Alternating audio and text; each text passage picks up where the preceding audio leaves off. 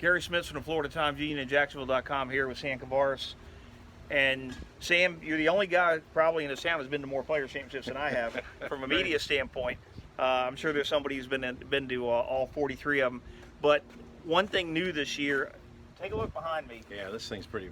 Okay. It's pretty impressive, right? This is the pathway, the bridge coming in from the public parking lot. Yeah, that's impressive. This is done with kind of the same intent as when they rerouted the road to the clubhouse. Right. There's a theme park kind of concept here of creating a sense of anticipation, of creating kind of a not a long winding path, but don't hit you with it all at once. And this is the way people are going to come in from the public lot to the Nicholas Gate to the Players Championship. Back over here is going to be, they're close to 17, they're close to 16 green, a little hop over to 15.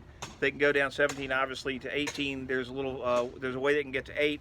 So there's about 4 or 5 holes people can get to. Plus you're going to have the 17th Tee Challenge presented by the proud partners of the Players Championship, Often, Morgan Stanley, and Grant Thornton. You're going to have the merchandise center up here.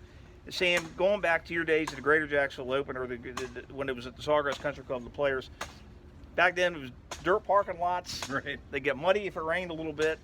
What was it coming into the course back then as compared to what the fans are getting now? You know, Gary, what's happened over the years is that the golf course and the PGA Tour's thought process has changed. Remember, when this was the GJO, it was a big party, but the only people who actually went out and watched golf were people who played golf. Everybody else kind of hung out at the swingers tent or, you know, did that. When TPC started in the 80s here and not across the street, it was kind of the same thing. They wanted the golf course and the competition to be the focus.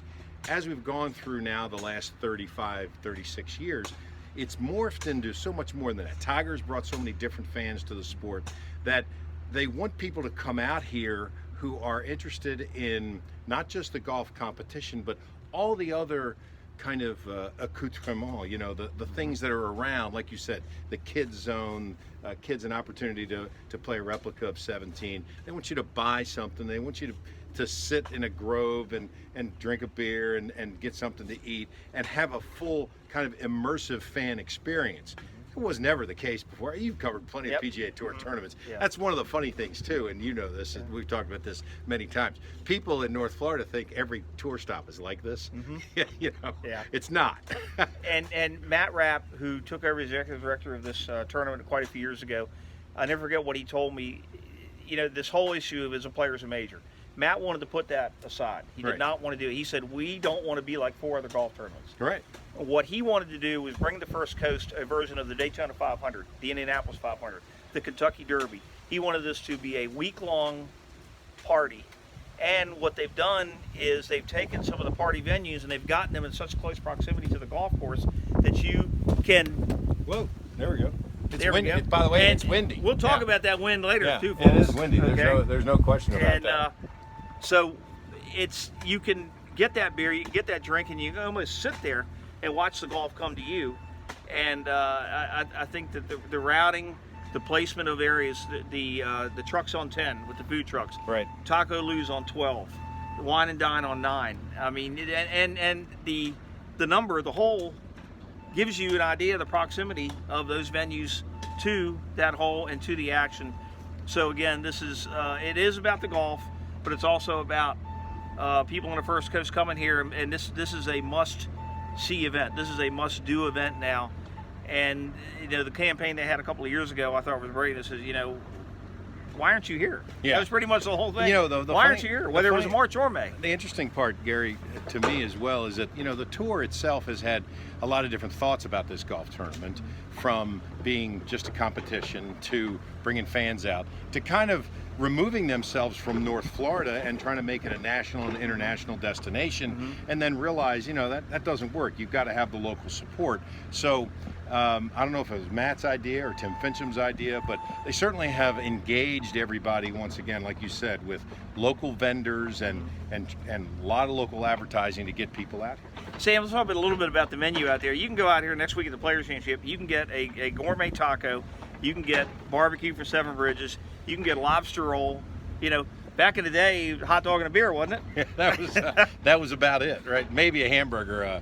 if you could. Or if you're lucky enough to have one of the clubhouse passes, and you know you can get something a little bit. But you know, it's, and I will say that compared to NFL football games, I think the prices are going to be very reasonable. Absolutely. And the other thing that I wanted to touch on with this tournament, with these fans, is the fan journeys. There are about 5 or 6 themed journeys here that fans, it's almost like a self-guided tour, and it's one's geared towards foodies, one is geared towards the best place to get selfies, one is geared towards kids, which includes, they've even scoped it out, the best place, the closest place that a kid can get to the players and get a high five when he's walking from one green to the next, is, by the way, it's from 12 green to 13 tee, right, is the best place to do that and everything. And there's another one geared towards shopping, where yes, it's going to take you past some golf holes, but it's also going to make sure and take you past the fan shop here and some other venues where you can get a souvenir out here. So you know, this has been it's an event, not a golf tournament anymore. All right, Garry Smits, Sam Kouvaris.